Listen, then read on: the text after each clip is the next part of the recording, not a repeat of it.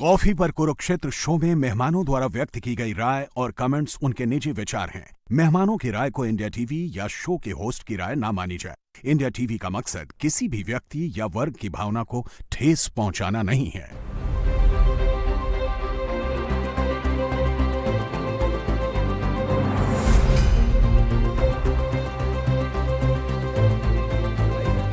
नमस्कार, बहुत स्वागत आप सभी का। आप देख रहे हैं आपका प्रोग्राम कॉफी पर कुरुक्षेत्र। मैं हूं सौरभ शर्मा, रोज की तरह आपके साथ बातें करते हैं, खुलकर वो बताते हैं जो आपको कोई और नहीं बताता। बात आज भी होगी कुछ बिहार चुनाव से जुड़ी हुई, लेकिन कहानी में थोड़े ट्विस्ट के साथ। आज केवल राजनीति नहीं, राजनीतिक परिवार की बात होगी, लालू परिवार की बात होगी और उसमें बहुत कुछ है बात करने के लिए, चर्चा करने के लिए। इस चुनाव में जो चुनाव से पहले जो शुरू हो गया था एक तरीके से परिवार में एक टूट का सिलसिला, वो चुनाव में जब प्रचार की बारी आई तो लगा कि भाई एक बेटा अलग चुनाव लड़ रहा है तो कोई तो उसके साथ होगा, लेकिन ऐसा नहीं है। तेज प्रताप बिल्कुल अलग चुनाव को लेकर के जा रहे हैं। जितनी भी सीटों पर वो चुनाव लड़ रहे हैं, उनकी अपनी सीट पर तेजस्वी यादव ने जाके प्रचार किया तो उन्होंने कहा मैं भी जाऊँगा अपने भाई की सीट पर प्रचार करने के लिए, वो भी जा रहे हैं।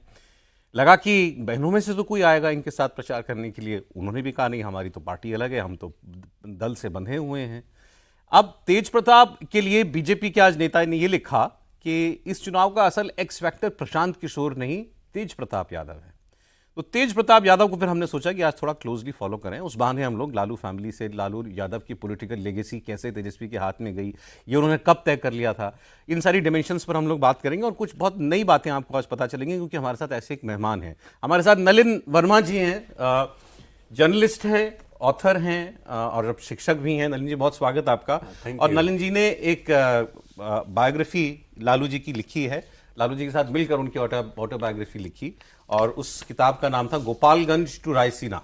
ये अभी 5-6 साल पहले ये किताब आई थी और फिर अभी उन्होंने लालू यादव के साथ मिलकर एक बुक को ऑथर की है, lords of love and saint Gorakhnath, Nalin Verma and Lalu Prasad Yadav. तो ये लालू जी के साथ मिलकर उन्होंने कुछ कहानियां लिखी हैं और इसकी भी हम लोग बात करेंगे। लालू यादव की जीवन के इस आयाम से शायद बहुत कम लोग परिचित होंगे। जी। तो वो बहुत सारे किस्से हैं नलिन जी के पास सुनाने के लिए लालू यादव के। अच्छा, लालू यादव इस प्रचार में तो मैंने पहली बार ही देखा, अभी थोड़ी देर पहले निकले थे पटना में दानापुर की सीट पर प्रचार करने के लिए, रीतलाल यादव के लिए जो जेल में है, RJD candidate. Pradeep Singh ji programme में आ गए सर, बहुत स्वागत आपका। और हमारे पॉलिटिकल लीडर देवेंद्र पराशर हमारे साथ हैं। तो लालू यादव को एज ए पॉलिटिशियन तो सबने बहुत आपने फॉलो किया, लालू यादव को नजदीक से जानने का मौका मिला नलिन जी को। अभी हम लोग बैठे थे बाहर तो बात हो रही थी, तो मैंने पूछा कि चलिए ऑटोबायोग्राफी तो ठीक है, अब चूंकि वो पत्रकार रहे पटना में, सीनियर जर्नलिस्ट रहे, तो मिलना जुलना लालू यादव से सभी से रहा होगा, तो उनको अपनी जीवनी लिखनी थी तो उन्होंने आपका साथ मांगा या प्रकाशक ने कहा, जैसे भी, वो तो समझ में आता है। मैंने कहा गोरखनाथ जी पर प्रेम की कहानियों की बातें, गोरखनाथ जी की बातें और लालू यादव के साथ मिलकर ये किताब कैसे हुई भाई? तो उन्होंने कहा मैं जेल में मिला लालू यादव जी से, बाकी किस्सा वो खुद ही बताएंगे। तो कैसे ये किताब कैसे बनी सर लालू जी के साथ? देखिए, मैं उनकी बायोग्राफी, ऑटोबायोग्राफी लिख रहा था, गोपालगंज टू रायसीना, जिसको आप लोग जानते ही हैं, 5-6 साल पुरानी किताब हो गई। तो लालू जी उस समय जेल में रहते थे, हॉस्पिटल में रहते थे, लंबे समय तक जेल में थे। उसी समय उनकी ऑटोबायोग्राफी मैं लिख रहा था। तो लालू प्रसाद जी अपने पॉलिटिकल जीवन का बात करते करते वो डेविएट करके सोरठी, ब्रिजभार, गोरखनाथ, ये प्रेम के कहानियों को, जो कि बचपन में उन्होंने अपने योगियों से या नाच वालों से, गाना गाने वालों से, नर्तकों से सुना होगा, उसमें डेविएट करके वो सुनाने लगते थे, गाते थे और कहानियों को कहते थे। अब फॉर एग्जाम्पल एक जालिम देव एक दैत्य था, एक कैरेक्टर है आपको सोरठी ब्रिजभार में, जो कि दानव है, और एक केदरीबन जंगल में वो उसका शासक है, केदरीबन जंगल का एक दैत्य है जो सारे आदमियों को खा गया है। तो ये बात हमको भी मालूम नहीं थी। तो वो जंगल में सारे लोगों को खा गया है, सारे वहाँ पर वहीं पर ये ब्रिजभार प्रवेश करते हैं अपने महबूबा के खोज में, सोरठी के खोज में। अच्छा। चल रहे हैं तो जा रहे हैं, अब इनको भी वो खा जाता है, और खा जाता है तो फिर गोरखनाथ का प्रेयर करता है। तो वो गोरखनाथ मंत्र देते हैं कि तुम, एक बैग भी खा गया है तो तुम्हारे साथ साथ तुम्हारे बैग में चाकू रखा हो, उसका पेट फाड़ करके निकल जाओ। ये लोक कथा है, ये लोक कथा है। तो ये लालू प्रसाद जी ये अपने बायोग्राफी लिखते हमको बोलते थे कि नलिन जी, वर्मा जी, आप जालिम देव पर क्यों नहीं लिखते हैं? इस तरह की बातों को करते थे तो हमको उस समय लगता था कि भाई डेविएशन पॉलिटिकल बात हमको लिखनी चाहिए, बायोग्राफी है उसका डेडलाइन था कि समय से आ जाना चाहिए। लेकिन जब किताब छप गई तो मैंने सोचा कि तो भाई कंटेम्प अपना हम अपने रिफ्लेक्ट किया हमने कि क्या है। तब मैंने पढ़ा गोरखनाथ के बारे में, उस संत परंपरा के बारे में जो इंक्लूसिव सेंट थे हमारे यहाँ, जिनसे बहुत सारी मोहब्बत की कहानियाँ निकलती हैं। उसमें हीर रांझा टाइमलेस स्टोरी आप लोग जानते होइएगा, सुरठी ब्रिजभार और भर्तृहरि पिंगला, रानी सरंगा सदाबी ब्रिज जो हार्टलैंड में राजस्थान से लेकर बिहार तक, उत्तर प्रदेश से लेकर हरियाणा तक, पंजाब तक, ये सब गाने। हीर रांझा का तो पंजाब तो पाकिस्तान में पड़ गया है। तो ये टाइमलेस स्टोरी है। तब इसको मैंने बहुत स्टडी किया, पता कि आपको एक अंग्रेज राइटर हैं ब्रिटिश नील राथमेल, उन्होंने हमको हेल्प किया इसमें। उन्होंने लिखा था उसको। फिर हजारी प्रसाद द्विवेदी का पूरा साहित्य मैंने पढ़ा जो गोरखनाथ संप्रदाय पर है, गोरखनाथ मंदिर का हिस्ट्री पढ़ा। तभी किताब इस तरह से उनके सहयोग से कहिएगा तो इसमें लालू जी का भी योगदान है। लालू जी का मैंने बीज के रूप में तो लालू जी का योगदान, अगर मान लीजिए कि हमको तो हम पहले भी फोक टेल्स पर किताब मेरी the greatest folk tales of Bihar आई हुई थी, हम फोक टेलर हैं। तो लेकिन लालू जी ने इंस्पायर किया इसमें। हो सकता है कि अगर इंस्पायर नहीं करते थे किताब को मैं नहीं लिखता। लेकिन एक ऐसी साइड आपने लालू जी के जीवन की दिखाई दुनिया को जो सत्ता ना पता हो। चले हाँ। और अब हम लोग तो चूंकि देखिए हंसी मजाक करते रहते हैं, जेल में आदमी बैठा है तो फिर कहानियां याद आ रही हैं, बचपन की कहानियां याद आ रही हैं, वो निकल गई इनके सामने जो है। सर आपने उनके सारे जीवन के एस्पेक्ट देख लिए ना, आपने पॉलिटिकल जर्नी भी देख लिया, एज अ जर्नलिस्ट भी देख लिया आपने। ऑटोबायोग्राफी जब लिखी उनके साथ मिलकर तो उन्होंने और अपने लाइफ के बारे में बहुत कुछ शेयर किया होगा। फिर ये डिमेंशन जो है ये आज हम थोड़ा पॉलिटिकल लाइफ उनकी फैमिली के साथ साथ लेके चलना चाहते हैं। जी आप पूछिए। फैमिली और लालू यादव के लिए कितनी इंपॉर्टेंट थी? फैमिली बहुत इंपॉर्टेंट है उनके लिए। लालू प्रसाद जी एक मेरे समझ से जो मैंने उनको देखा, बहुत ही डोटिंग फादर हैं। और एक ऑनेस्ट हस्बैंड हैं, अपने बच्चों के पिता हैं। बेटे भी वो अच्छे थे, उनकी माँ जो थी उनको बहुत मानती थी, भाई भी अच्छे थे। He is a good family man. इसमें जो मैंने उनको देखा, बहुत ही केयरफुल, बहुत ही एक लविंग फैमिली मैन है वो। ठीक है। तो आज जब परिवार में थोड़ी ये फूट हुई, थोड़ी क्या पूरी हो गई और बड़ा बेटा ही अलग हो गया है, तो ये तो बड़ा उनके लिए कष्टदायी होगा मूवमेंट? नहीं, हमको लगता है कि उनको अच्छा नहीं लग रहा होगा एज ए फादर। जो हम उनको जानते हैं, जिस रूप में मैंने देखा है कि परिवार में फूट हो, इसके लिए वो एंग्विस्ड होंगे, उनको अच्छा तो नहीं लग रहा। ऑब्वियसली बात करते थे फैमिली की आपसे? जी, बच्चों के बारे में बात करते थे? हाँ, सबके बारे में बात। वो ओपन आदमी है। आप कभी हिंट किया उन्होंने कि मेरे बाद ये संभालेगा? नहीं, देखिए वो उस तरह से हिंट हो जाता है। होता क्या है कि मिसा, उनको सबसे जो बड़ी पुत्री है मिसा जी, तो उन्होंने 2009 में चुनाव लड़ा था, हार गई थी। लेकिन 2009 में पहला चुनाव पाटलिपुत्रा से उन्होंने लड़ा था। तो सबसे बड़ी थी, तो पहले राजनीति में आई, फिर हार गई, लेकिन पार्टी में तो थी। उसके बाद से उससे छोटे थे तो तेज प्रताप थे, तो राजनीति में आए। 2013 में इनको कन्विक्शन हो गया था, जेल में चले गए। उसमें ये बहुत यंग थे, आपको तेजस्वी, तो ये क्रिकेट खेलते थे। तो उनकी माँ तो पॉलिटिक्स में थी ही, चीफ मिनिस्टर तो नहीं थी। तो फिर परिवार में एक तरह से क्राइसिस हुआ, तो तेजस्वी जो है वो आ गए वहाँ पे आपको परिवार में। मैंने क्रिकेट छोड़ दिया, उंगली वगैरह टूट गया था, कुछ उनका प्रॉब्लम हुआ था, तो आ गए, लगे देखने उगले वहाँ पे, पार्टी के बारे में एक्टिविटी में पार्टिसिपेट करने लगे। तो 3 भाई बहनों में तेजस्वी का जो एक्सेप्टेंस पार्टी के अंदर जो है, कैडर के अंदर, लोगों के अंदर बात करने के तरीके से कहिए, जो भी उनका तरीका कहिए इंटरनल पार्टी ऑपरेशन में, इनका एक्सेप्टेंस बढ़ने लगा इन कंपैरिजन टू मिसा, जो भी पहले से लोग थे। इनके एक्सेप्टेंस पार्टी में, पार्टी के कैडर्स को लगा कि he is more trustworthy. Young भी है, उसके बावजूद भी लालू जेल में है, तो बोलने का तरीका, तो कैडर्स में एक्सेप्टेंस इनका बढ़ने लगा। तो बट मीसा और जो उनसे दोनों बड़े हैं, एक्चुअली वैसे तो 9 भाई बहन हैं, हाँ, हाँ। लेकिन पॉलिटिकली एक्टिव 3 ही रहे, मीसा, हाँ। तेज प्रताप और तेजस्वी। हाँ, रोहिणी एक और अब हुई है। रोहिणी अभी रोहिणी हुई अब है। हुई है। हाँ। तो सबसे बड़ी मीसा है, फिर रोहिणी है जो सिंगापुर में रहती है, जिन्होंने किडनी डोनेट किया। जी, जी। वो आजकल थोड़ी एक्टिव हो गई पिछले लोकसभा चुनाव से, लड़ी भी थी शायद पिछला। हाँ, हाँ, अच्छा बराबर। फिर उनके बाद चंदा यादव है, रागनी यादव है, हेमा यादव है, धनु यादव है, राजलक्ष्मी यादव है। जी। ये 6 बच्चे जो हैं, ये ए पॉलिटिकल हैं, ये पॉलिटिक्स में नहीं है। पॉलिटिक्स में नहीं है। बट मीसा एंड तेज प्रताप, इनसे दोनों बड़े, उनके पॉलिटिकल एम्बिशंस हमेशा से रही। हाँ, वो आपको 2009 में मीसा जी चुनाव लड़ गई थी ना। नहीं, मतलब कि पार्टी में हमारा कुछ से हो। हाँ, हो ये जिसके पॉलिटिक्स में इंटरेस्ट है इन लोगों का।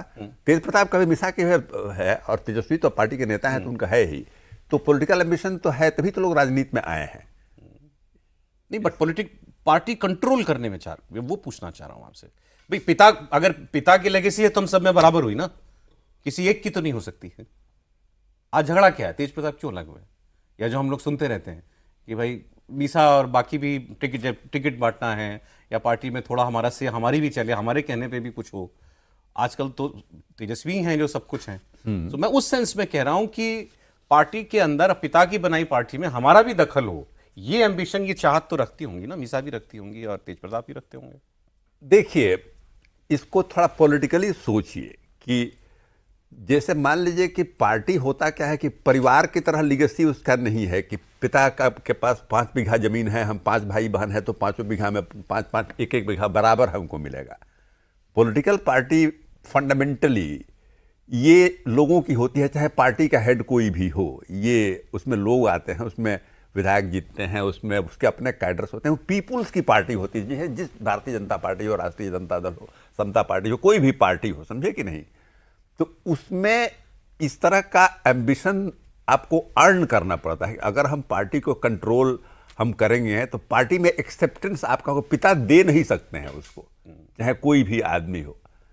तो चूंकि वो लीगेसी जो है वो कोई पर्सनल लीगेसी तो है नहीं ना, वो तो आप जाइएगा चुनाव लड़ने के लिए, लोग आपको हरा देगा। आप पार्टी कैडर्स में जाइएगा, आपको उतना एक्सेप्टेंस नहीं मिलेगा। तो पिता के चाहते हुए भी आप कोई हैंडओवर नहीं किया जा सकता है ना। और तेजस्वी ने अगर उनके पास पूरा कमान चला गया है तो इसको ये भी आप नहीं कह सकते हैं कि लालू यादव ने इनको बना दिया इसलिए चला गया। उनका एक्सेप्टेंस पार्टी में in comparison to these people बढ़ा होगा। ठीक है, अब इस चुनाव में बड़ा इंपॉर्टेंट होगा। मैंने आपको बताया, जैसे बीजेपी कह रही है कि he is the x factor Tej Pratap. और तेज प्रताप वैसे तो बहुत सीटें नहीं लड़ रहे, वो 21 सीटें लड़ रहे हैं मेरे ख्याल में, लेकिन उनकी सीट पर कैंडिडेट दिया तेजस्वी ने। चाहते तो ना देते, एक सीट पर भाई के खिलाफ चाहे कितनी बात खराब हो गई हो, ना देते, लेकिन उन्होंने कैंडिडेट दिया। इन्होंने कहा कि अब मैं भी राघोपुर जाऊंगा, प्रचार करूंगा। कह रहे हैं तेजस्वी ने कोई काम नहीं किया अपनी कॉन्स्टिट्यूएंसी के अंदर। 2015 में पहली बार दोनों भाई आए थे सरकार में, 15 से 17 सरकार में रहे, फिर 22 से 24 वो डिप्टी सीएम रहे थे, ये कैबिनेट मंत्री रहे थे। तो तभी सर 15 में ही क्लियर हो गया था क्या कि लालू जी ने अपना मतलब उत्तराधिकारी नियुक्त कर लिया है तेजस्वी को? नहीं, देखिए, वर्मा जी ने 4-5 बार जिक्र किया एक शब्द का, एक्सेप्टेंस। पॉलिटिकल पार्टी में या इस तरह का कोई संगठन हो जो जन भावना पर चलता है, पहली चीज़ होती है एक्सेप्टेंस। तो लोग लालू प्रसाद यादव चारा घोटाले में जेल चले गए तो देख क्या रहे थे आरजेडी में? लालू का उत्तराधिकारी, राजनीतिक उत्तराधिकारी।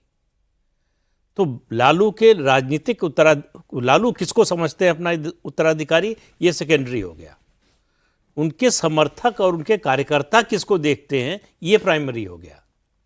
तो तेजस्वी में लोगों को लालू का उत्तराधिकारी नजर आया, इसलिए उनकी एक्सेप्टेंस हो गई। जिसकी एक्सेप्टेंस हो गई पार्टी में, कैडर में, तो उसका फिर कद बढ़ जाता है, उसकी ताकत बढ़ जाती है। वही तेजस्वी यादव के साथ हुआ। और लालू प्रसाद यादव ने ये देखा, वो पॉलिटिकल आदमी हैं, उनको राजनीति की बहुत गहरी समझ है, तो उनको समझ में आ गया कि अगर हम इसको रोकने की कोशिश करेंगे, बदलने, मान लीजिए वो कोशिश करते हैं कि मीसा भारती को पार्टी सौंप दे या तेज प्रताप यादव को सौंप दे, तो कैडर रिजेक्ट कर देता, फिर उनकी भी किरकिरी होती और पार्टी में ज़्यादा बड़ी समस्या होती। अभी तेजस्वी जो बने हैं, बाहर जनता की बात, मतदाता की बात मत कीजिए, केवल पार्टी कैडर की बात कीजिए। पार्टी कैडर में लालू परिवार से अगर कोई नेता के रूप में किसी की एक्सेप्टेंस बनी है तो वो तेजस्वी यादव की है, और वो दिखाई दे रहा 2020 के चुनाव में एक तरह से उन्होंने प्रूव भी किया जी कि जिस तरह से पार्टी को आगे ले गए। हालांकि उसके बाद वो कुछ उनको लगा कि जो है जितना अचीव करना था कर लिया, अब इसके बाद जो है मतलब ये हमारा मूलधन हो गया, अब हम सूद पर खाएंगे। तो वो राजनीति में चलता नहीं। राजनीति में क्रिकेट की तरह हर पारी नई पारी होती है। सही बात। पिछली बार आपने ट्रिपल सेंचुरी बनाई थी, उसका कोई मतलब नहीं है। आप क्रीज पर पहुंचे तो आप जीरो से शुरू करते हैं। तो उसी तरह से राजनीति में, खासतौर से चुनावी राजनीति में यही होता है कि हर चुनाव आपके लिए नया चुनाव होता है। तो उसके लिए आपको सतत लगातार मेहनत करते रहना पड़ता है। ऐसा नहीं है कि एक बार चुनाव जीत गए तो अब गारंटी हो गई कि अगली बार भी जीतेंगे। कोई भी नेता हो, बड़े से बड़ा नेता हो। तो ये एक समस्या। दूसरा, जिस तरह से कास्ट उसमें खानों में बटी हुई है बिहार की राजनीति, वैसे देश के सभी प्रदेशों में है। बिहार में इसकी चर्चा ज़्यादा होती है। ऐसे में आपको एक सोशल इंजीनियरिंग की ज़रूरत होती है कि केवल अपनी कास्ट से कोई नेता नहीं बन सकता, मतलब नेता नहीं बन सकता, मतलब सरकार नहीं बना सकता। तो आप कैसे वो कास्ट कॉम्बिनेशन में 2% आबादी है नीतीश कुमार की जाति की, लेकिन 20 साल से मुख्यमंत्री हैं, क्योंकि उन्होंने ऐसी सोशल इंजीनियरिंग की। अलग अलग समूहों को जोड़ा, छोटे छोटे दलितों में महादलित बना दिया, अति पिछड़ों को जोड़ा, लवकुश अलायंस बनाया। तो इस तरह से उन्होंने बीजेपी के साथ रहते हुए भी मुसलमानों के खिलाफ नहीं हुए उस तरह से। तो ये सब करने में ऐसा लगता है 20 से 25 की बात अगर हम करें तो तेजस्वी यादव उसको स्केल अप करने में सफल नहीं हुए। ऐड नहीं कर पाए। हाँ, ऐड नहीं कर पाए, जो 2024 के लोकसभा चुनाव में दिखाई दिया। लेकिन जो बात एक्सेप्टेंस की आप दोनों ही कह रहे थे, वो तो हर सर्वे में आपको दिखता है ना। जब चीफ मिनिस्टर के लिए आपकी पहली पसंद, तो जो भी नॉन एनडीए वर्ग है, वोटर है, उसकी पहली और आखिरी पसंद तेजस्वी है। वहां कोई डिवीजन नहीं है। नीतीश कुमार को 15%, 20% लोग पसंद करें तो लोग सोचते हैं कि ये अलोकप्रिय हो गए, या तेजस्वी ज्यादा लोकप्रिय। उसको देखने का दूसरा तरीका है। वो एनडीए की जब बात करता है तो उसको कई चेहरे नजर आते हैं। वो डिवाइड होता है, कुछ तेजस्वी को नीतीश को चाह रहे हैं, कुछ सम्राट चौधरी को चाह रहे हैं, तो कोई चिराग पासवान को चाह रहे हैं। वहां एक ही है। तो वो सबके लिए पार्टी ने भी एक्सेप्ट कर लिया, समर्थक ने भी एक्सेप्ट कर लिया तेजस्वी को। इसमें तो कोई दो राय नहीं है। डिवीजन शुरू कहां से हुआ फिर देवेंद्र, और बीजेपी को आजकल इतनी उम्मीद दिख रही है तेज प्रताप में? लेकिन सौरभ, इस चीज़ वाले को अगर देखें तो फैमिली को और लीगेसी को लालू प्रसाद यादव ने जैसे चलाया, आरजेडी को भी उन्होंने वैसे ही चलाया। ऐसा तो है नहीं कि कार्यकर्ता या नेताओं ने एक्सेप्ट किया था कि राबड़ी देवी को मुख्यमंत्री बना दिया जाए। उन्होंने डिसीजन लिया। वो भी तो थोपा ही था भाई, उस समय तो थोपा ही था सीधे शुद्ध रूप में। अन्यथा उस समय आरजेडी में औदबियाई चौधरी जैसे नेता उन्हीं के कास्ट के थे, जिनके बारे में विधायकों की एक बड़ी राय थी कि क्यों न इनको बना दिया जाए। बहुत क्लीन छवि के थे। बताया ये भी जाता है कि शहाबुद्दीन तक इस बात से सहमत नहीं थे कि राबड़ी देवी कैसे मुख्यमंत्री बना दिया गया, लेकिन लालू प्रसाद यादव ने पिक किया, थोप दिया। तेज प्रताप की जगह उन्होंने तेजस्वी को वैसे ही थोपा। जब उनको बनाया गया, तेजस्वी को कमान दिया गया, तो ऐसा तो था नहीं कि तेजस्वी का कोई लीग रहा। बेसिकली क्रिकेट में आए थे। क्रिकेट के बारे में खुद लालू प्रसाद यादव कह रहे थे कि सिर्फ जाके पानी पिलाता और काम क्या करता है। आज 35 साल के हैं, 15 में तो 25 साल के कुछ नहीं था। तो वो क्योंकि लालू प्रसाद यादव का डिसीजन है, और लालू प्रसाद यादव का कमांड ऐसा है कि उनका अगर डिसीजन है तो उनकी पार्टी में किसी को भी उस पर ऐतराज नहीं होता। अब सवाल ये है कि बाप के लिए तो दोनों ही बेटे प्रिय, लेकिन तेजस्वी पे क्यों लालू ने यह दांव खेला? वो इस लिहाज से कि तेज प्रताप यादव का अपना जो व्यक्तित्व है, शुरू से ही अगर आप देखें तो ठेठ गंवई वाला अंदाज जो लालू प्रसाद यादव का ओरिजिनल व्यक्तित्व हुआ करता है, उसके हिसाब से थे। लालू प्रसाद यादव जी को भी ये समझ में आ गया होगा कि अब का दौर वो नहीं है।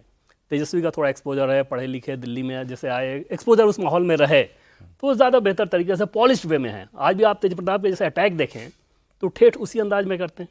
वो मथुरा जाना, वृंदावन, कृष्ण बनना, ये सब बांसुरी बजाना, ये सारी चीज़ों से उस पिता को शायद ये लगा कि बेहतर है कि इस बेटे की बजाय इनको आगे किया जाए। किसी ने पूछा भैया के बारे में क्या कहना है, बोले बांसुरी अच्छा बजाते हैं। अब रह गई अभी की बात है। अभी आप देखें तो तेज प्रताप ने जब महुआ की सीट को लेकर अपनी इच्छा जाहिर की थी, बताया था लड़ने को, तो मुकेश रोशन कोई ऐसे कैंडिडेट नहीं थे कि तेजस्वी यादव की ये समझ में आया कि यार ये तो इंडिस्पेंसिबल है, ये सीट तो मैं खाली करा ही नहीं सकता। एक बार के विधायक आराम से उनको मना कर सकते थे कि भाई अगर तेज प्रताप को वहाँ से लड़ना है तो आप सीट खाली कीजिए। आपको ध्यान होगा कि मुकेश रोशन उस समय रोने भी लगे थे। अभी भी उन्हीं को कैंडिडेट बनाया गया है। जाहिर तौर पे तेजस्वी यादव के दिमाग में ये था कि तेज प्रताप को, अब मुझे अगर आगे बढ़ना है तो तेज प्रताप को किनारे करना होगा। चैलेंजर नहीं चाहिए कोई। चैलेंजर बिल्कुल नहीं चाहिए। संजय यादव को बिल्कुल नहीं चाहिए। और ये दोनों, इन दोनों नेताओं को अगर आप छोड़ दें तो मुझे लगता है कि अगर तेज प्रताप की महुआ में जीत होती है तो लालू प्रसाद यादव की फैमिली के बाकी सारे लोग वैसे ही खुश होंगे। चाहे लालू प्रसाद यादव की बात कर लें, राबड़ी देवी की बात कर लें, इनके बहनों की बात कर लें। सवाल ये है कि वो चुनाव प्रचार में इसलिए नहीं जा सकते कि अगर वो चुनाव प्रचार में चले गए तो सिर्फ मसला महुआ का नहीं रहेगा, फिर बाकी जितनी सीटों पे वो कैंडिडेट लड़ा रहे हैं वहां पे डिवीजन हो जाएगा, उससे बचा जा वो रहा तो है। उनके लिए ऑप्टिक्स बड़ा खराब होगा ना, बहुत खराब होगा, तो इसलिए वो एफोर्ड नहीं कर सकते, लेकिन वो चाहेंगे। और बीजेपी के लिहाज से सौरभ मैं आपको बताऊं कि बीजेपी लास्ट में अगर आप देखेंगे तो एनडीए का जो वोट है, जैसे ही ये समझ में आ जाएगा कि मुकाबला तेज प्रताप बनाम मुकेश रोशन है, एनडीए का जो पलड़ा है वो तेज प्रताप के पक्ष में जाएगा। अच्छा, वो ये चाहेंगे कि हाँ तेज प्रताप जीतें और आरजेडी की परिवार की जो लड़ाई है वो और अपनी ज़्यादा सीट ठीक ठाक लड़ रहे हैं वो। तेज प्रताप ठीक ठाक लड़ रहे हैं। और क्योंकि स्वास्थ्य मंत्री रहते हुए वहाँ पे एक मेडिकल कॉलेज उन्होंने खोला, उस एरिया के लिए वो बहुत बड़ी बात थी। और अपनी सीट के अलावा और बाकी इस पे ज़्यादा कुछ नहीं है, वो अपनी सीट पे ही ठीक लड़ रहे हैं। और वहाँ पे क्योंकि गठबंधन में एलजेपी के पास वो सीट दी गई है और एलजेपी के कैंडिडेट कोई वैसा है नहीं, तो फाइनली आप देखेंगे जैसे नित्यानंद राय वगैरह जैसे जो बीजेपी के नेता हैं, उस पॉकेट के ही नेता हैं ये, वो एकदम से चाहेंगे कि तेज प्रताप जीते। इसमें बहनें तो यही कह रही हैं बार बार कि भाई उनको शुभकामनाएं हैं और अच्छा चुनाव लड़ें, हम लेकिन प्रचार नहीं कर सकते हैं। लेकिन माँ के, राबड़ी जी के अंदर से थोड़ा सा कुछ ज़्यादा निकला। उन्होंने कहा कि माँ से तो बेटा है, मन से थोड़ी निकला है। अब पार्टियाँ घर के लोग निकाल दिए हैं तो ठीक है, निकाल दिए हैं, लेकिन दिल से थोड़ी निकाल सकते हैं। ये राबड़ी जी ने बोला तेज प्रताप के लिए। वो समझ सकते हैं, वो बीइंग अ मदर उनके लिए ज़्यादा मुश्किल है। उन्होंने ये भी कहा कि ठीक है, वो जीते, अपना अलग लड़ रहा है, उसको भी हक है, ठीक है, लड़ रहा है अपनी जगह पर, ठीक है वो भी। तो उनकी स्थिति बड़ी किंग करते हुए मूड वाली दिखती है कि क्या इसमें वो कहें। बट क्या आप सहमत हैं कि ये तेजस्वी का एम्बिशन था कि मुझे अब परिवार में भी चुनौती नहीं चाहिए, तो अगर भाई कुछ आ भी रहा था तो भाई को नहीं दिया? देखिए, कॉन्टेक्स्ट बिल्कुल डिफरेंट होता है, अपना अपना देखने का नजरिया है। जैसे क्या सर आपका नाम हम भूल गए? देवेंद्र जी कि जैसे इन्होंने राबड़ी के इम्पोजिशन के कॉन्टेक्स्ट में एक बात कही, तो इत्तेफाक से पता नहीं हमको, आप लोग उसमें थे कि नहीं, हम स्टेट्समैन में स्पेशल कॉरेस्पॉन्डेंट थे पटना में, जब 1997 में जब राबड़ी जी बनी थी। लालू प्रसाद जी जेल गए थे, जेल जाने के 2 दिन पहले इनको बनाना पड़ा था, इनका जमानत सुप्रीम कोर्ट से रिजेक्ट हो चुका था। देखिए हुआ क्या था उस समय कि 1995 में, कैसे मैंने डिफरेंट कॉन्टेक्स्ट है तेजस्वी का और राबड़ी का, आपको हम समझा रहे हैं क्योंकि उसके प्रत्यक्षदर्शी हम रहे हैं उसमें। तो 95 में लैंडस्लाइड विक्ट्री हुआ था लालू प्रसाद के पार्टी का। और लालू प्रसाद जी तो किसी के पुत्र तो नहीं थे ना, वो तो अपने नेता बने हुए थे। और कर्पूरी ठाकुर के मरे हुए बहुत दिन नहीं हुआ था, लेकिन उसमें मुंशी लाल राय, महावीर प्रसाद, अवध बिहारी वगैरह भी का कोई अभी हैसियत नहीं हुआ था उन लोगों का, जिसकी बात नहीं बता रहे हैं। अभी पहली टाइम में ऑलरेडी उस समय 2 बार के वो एमएलए हाँ, थे, MLA थे तो और 15-16 विधायकों ने उनका नाम प्रपोज प्रपोज किया था। इंपॉर्टेंट लीडर लोग थे ना, वो आपको महावीर प्रसाद थे, जो कि बहुत पहले से लालू से भी सीनियर और रिस्पेक्टेड लोग थे कर्पूरी के जमाने से। आपको जाबिर हुसैन थे जो बहुत ही सीनियर लीडर हुआ करते थे। ये लोग जो थे अभी नए नए एमएलए बने थे पहली बार, लेकिन खैर उसके कॉन्टेक्स्ट में हम नहीं जा रहे हैं। बता रहे हैं कि लालू प्रसाद अनडिस्प्यूटेड लीडर आपको 1991 इलेक्शन के बाद से और 95 इलेक्शन के बाद से बिहार में इमर्ज कर गए थे। और 95 का जो इलेक्शन जो जीत करके 167 सीट जो जनता दल जीता, excluding all the CPI, CPM, JMM, उसमें यूनाइटेड था बिहार। तो उसमें अब हुआ क्या कि 97 में 96 में फॉर्डर स्कैम का केस हुआ और स्थिति ऐसी बन गई कि इनको जाना पड़ा जेल। अब स्थिति बन गई ऐसी कि भाई आप तो पॉलिटिकल पार्टी के रूप में जानते हैं ना कि जब लोग जुटते हैं तो भाई कौन इसका लीडर बनेगा।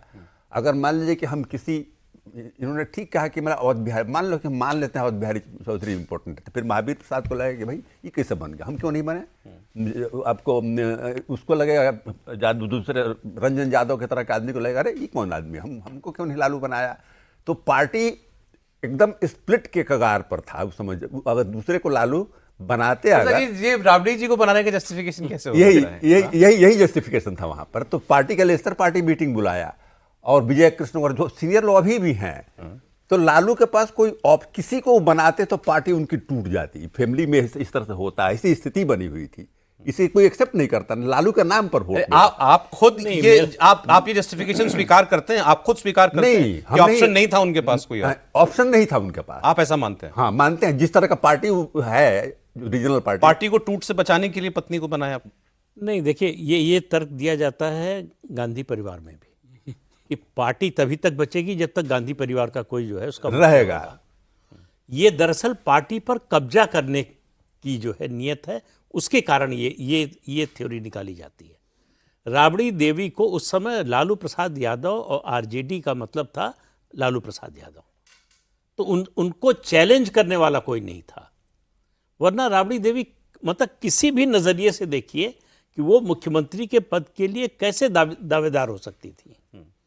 तो वहाँ ये लालू प्रसाद यादव ने भांप लिया था कि हमारे फैसले को कोई चुनौती नहीं देगा, और अगर हम राबड़ी देवी को नहीं बनाते हैं, किसी और को बनाते हैं, यहाँ मैं वर्मा जी की बात से सहमत हूँ, किसी और को बनाते तो पार्टी में झगड़ा होता।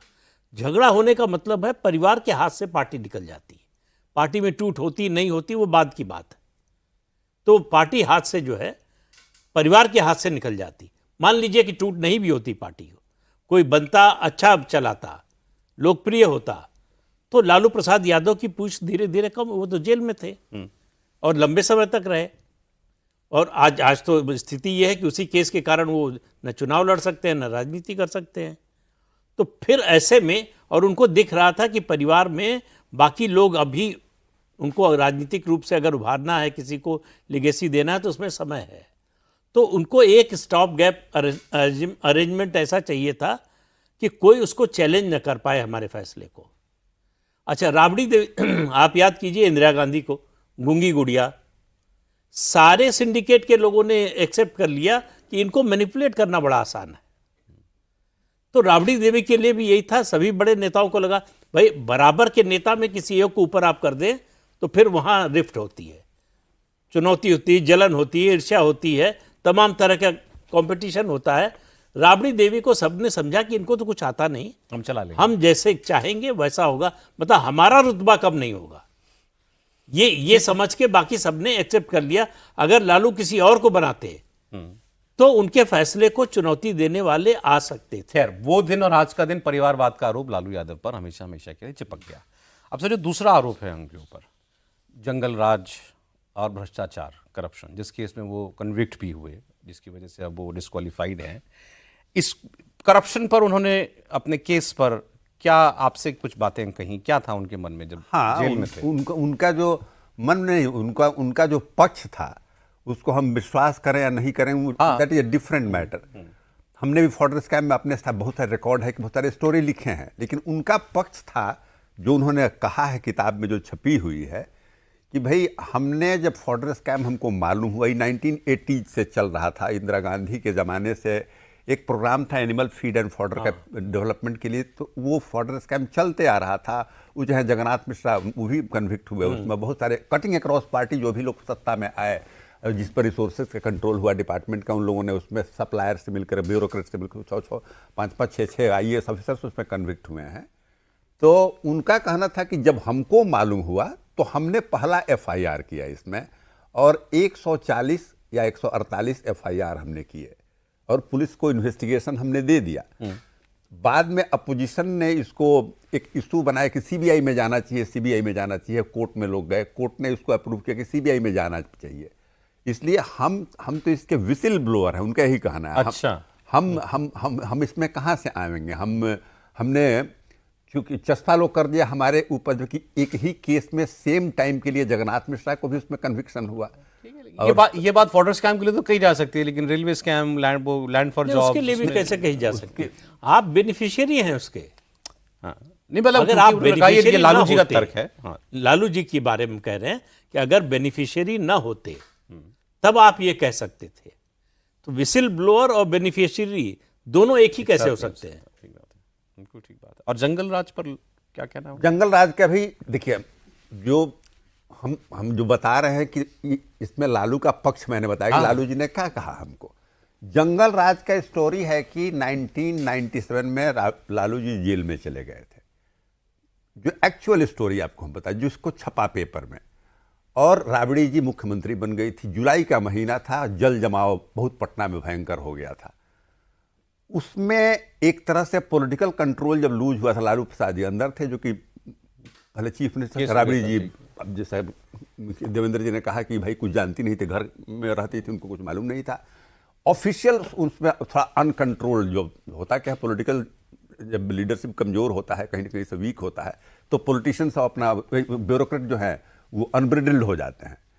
तो वो सिविक क्राइसिस जो वहाँ पर हुआ पटना में जल जमाव के चलते, उसको कोई देखने वाला, किसी ने पीआईएल हाई कोर्ट में फाइल कर दिया, और पीआईएल जब फाइल कर दिया तो कोर्ट ने चीफ सेक्रेटरी को और म्युनिसिपल कॉर्पोरेशन के सेक्रेटरी को, बोर्ड को, सारे लोग ऑफिशियल्स को बुलाया उसमें, और एक कोर्ट ने, यही छपा भी, एक कोर्ट ने ओरल ऑब्जर्वेशंस में उस ऑफिशियल को एडमोनिश किया कि ये जंगल राज है क्या, आप लोग क्या कर रहे हैं, इसमें कर क्या रहे हैं आप लोग।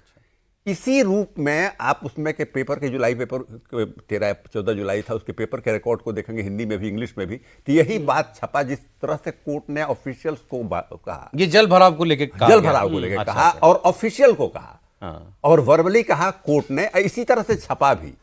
लेकिन जब छपा तो उस समय लालू जी जेल में थे, वो बोल नहीं सकते थे, राबड़ी जी पॉलिटिकली इनएक्टिव थी, और सुशील मोदी बहुत ही एक बोलने वाले नेता थे, पॉपुलर भी थे, आर्टिकुलेट भी थे। अब लालू जब तक छूट के आए, जितने प्रेस कॉन्फ्रेंस होते थे, जितने, फिर बीजेपी का भी समता पार्टी उसमें थी, नीतीश कुमार जी, उसका भी अलायंस हो गया था, तो कोर्ट ने जंगल राज बोल दिया, कोर्ट ने जंगल राज बोल दिया, ये बात एक ठो चल पड़ा उसमें, जो आज अच्छा, मैं फिर नहीं कह रहा हूं कि लालू जी के टाइम में लॉ एंड ऑर्डर बहुत अच्छा था, खराब नहीं था, सारी आप जेनेसिस बता रहे हैं उसका, कि ये निकली बात यहां से थी। हाँ, निकली बात है, एक्चुअली जंगल राज का एक्चुअल स्टोरी यही है, ठीक है, लेकिन इसको हम जस्टिफाई नहीं कर रहे हैं कि लालू का राज जो था वो सिनोनिम बन गया। हाँ, उस सिनोनिम बन गया। इसको सिर्फ इतना समझने की जरूरत है कि उस मुहावरे का इस्तेमाल उस समय हुआ, लेकिन जो हो रहा था, सिवान में शाहबुद्दीन जो कर रहे थे, साधु यादव जो कर रहे थे, सुभाष यादव जो कर रहे थे, वो जंगल राज ही था भाई, इसलिए लोगों ने एक्सेप्ट कर लिया। मुख्यमंत्री के आवास में जो किडनैपिंग हो रही है उसका समझौता हो रहा है, तो इसलिए नहीं कि टिप्पणी की अदालत ने, इसलिए ये चल गया, माहौल ऐसा था, उसमें टिप्पणी आ गई, तो लोगों के लिए बोलने का एक जो है टॉकिंग पॉइंट बन गया। ऐसे तो कोर्ट्स ने पता नहीं कितनी राज्य सरकारों के बारे में किन किन मामलों में कहा कि जंगल राज है क्या, क्यों नहीं चल गया वहां, इसलिए कि वहां जंगल राज बन चुका था लालू के रहते ही। 95 के बाद नीतीश कुमार इसी पर छोड़कर गए, जॉर्ज और नीतीश वगैरह अलग पार्टी बनाई कि ये जो भ्रष्टाचार हो रहा है, ये जो कानून व्यवस्था की स्थिति गिर रही है, परिवारवाद चल रहा है, इसके विरोध में नीतीश कुमार निकले थे, नहीं तो साथी थे, मंत्री थे भाई साथ में। तो परिस्थिति बनी हुई थी, उसमें टिप्पणी आ गई कोर्ट की, दोनों मिल गई, तो उससे जो है वो एक जो है वो नैरेटिव जो है बन गया। आप उस पर कोई आरोप लगाए, मुझ पर चिपके, तो मतलब कोई कुछ वजह होनी चाहिए ना कि मुझ पर क्यों चिपक रहा है। वजह तो इतनी ज्यादा थी सौरभ, माहौल तो एकदम इतना ज्यादा था कि ये टर्म तो बहुत छोटा था उस हिसाब से, जो लोग झेले। अब मुख्यमंत्री के निवास से फोन जाए, सिवान में किसी को किडनैप करके रखा गया, और वहां से फोन जाए कि इसको छोड़ दो, वहां से मना किया जाए कि नहीं छोड़ेंगे, अच्छा धनराशि दिलाई जा रही है, उसके बाद छोड़ दो। तो अगर इस तरह की चीजें हो रही हों और आए दिन मर्डर हो रहे हों, और प्रशासन संगठित तरीके पर यह करा रहा हो, कहीं से कोई नजर नहीं आ रहा, एक आईएएस अधिकारी की पत्नी के साथ जो कुछ हुआ, मतलब वो तो अकल्पनीय बात है। आपकी जितनी भी मुलाकातें उनसे हुई जी, उसमें आप क्या सेंस कभी उनसे मिलकर के लेकर के लौटते थे कि यह आदमी एक जमाने में इतना लोकप्रिय, जन आंदोलन से निकला हुआ, रियल मासेस का नेता, जो 7 साल तो डायरेक्टली और 15 साल इनडायरेक्टली चीफ मिनिस्टर भी इतनी इंपॉर्टेंट क्रूशल स्टेट का रहा, इसके अंदर जो एडमिनिस्ट्रेटिव अक्यूमन होना चाहिए, या इसके अंदर ऐसे पद पर बैठे व्यक्ति के पास जो विजन होना चाहिए, क्या वो इस आदमी में है? आपने क्या महसूस किया? नहीं, मैंने जो महसूस, देखिए हर आदमी का अपना अपना पर्सपेक्टिव होता है, अपना अपना देखने का नज़रिया होता है, बात करने का, उसमें डिफरेंस ऑफ ओपिनियन भी होता है, जो कि डेमोक्रेसी में एक्सेप्टेबल चीज़ है।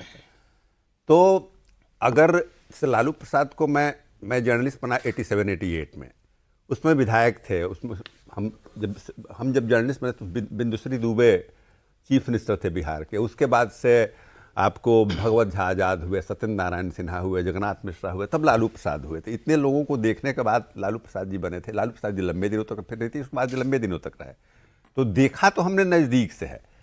हाँ, मैं एक ही बात बोलता हूँ कि कोई भी नेता हो आज के ज़माने का, हम पोस्ट इंडिपेंडेंस के एरा का बात नहीं कर रहे हैं, तो उसमें आप न कंप्लीट एक साधु खोज सकते हैं और नहीं कंप्लीट उसमें आप एक डाकू खोज सकते हैं, न डाकू खोज न सकते डाकू खोज सकते हैं। तो जो जो दाव पेच राजनीति का है उसके प्रतिमूर्ति जिस तरह से और सारे नेता हैं अच्छाइयों नहीं, और प्रपोर्शन की बात हाँ, proportion वही की बोलने बात वाले। ज्यादा क्या है, साधु या डाकू? नहीं, वही बता रहे हैं आपको कि वो भी अपना अपना देखने का पर्सपेक्टिव है। अगर मोदी जी के जो सपोर्टर्स हैं उनमें ज्यादा साधु खोजेंगे, लालू जी के भी जिस तरह के खोजेंगे क्या अलग बात है। देखिए नहीं, मेरे समझ बात से भी यह है कि फैक्ट्स क्या कहते हैं। फैक्ट्स यही कहते हैं कि ये जो दाव पेच है, जो राजनीति है, जो मंडल जो तरीका है, उसमें अपना अपना इन लोगों का तरीका है। उसमें मेरे समझ से वो कद्दावर जेपी मूवमेंट से निकले हुए नेता हैं और राजनीति में रहने के लिए, सत्ता को बढ़ाने के लिए जो वो दाव पे चलते होंगे वो चलते होंगे। अपना नेता है अपना, जैसे और नेता ने किया, और नेता वैसे करते हैं उन्होंने अपना। किया। चलिए सर, ये जैसा आपने कहा, और हर डिग्री किसी की में भी अपनी राय हो सकती है, अपनी राय हो सर सकती की- है। और डिग्री में भी जो मानने वाले हमारे तरह का आदमी मानता है कि जो बुराई और नेताओं में है उनमें भी है। सारे लोगों के पास बुराइयां और चलें, अच्छाइयां खैर हैं। ये तो अच्छा। चलिए कि हमने चलते चुनाव में ये आज एक ऐसा प्रोग्राम भी किया, कुछ आपने क्योंकि नज़दीक से देखा है तो लोगों को अपना मन बनाने में तो शायद कुछ और आसानी हो जाए आपकी कोई बात आज सुन के या आप दोनों की कोई बात जी। सुन के। बहुत शुक्रिया नलिन जी, आप प्रोग्राम में आए, हमारे बहुत धन्यवाद। प्रदीप जी बहुत शुक्रिया आपका, देवेंद्र शुक्रिया आपका।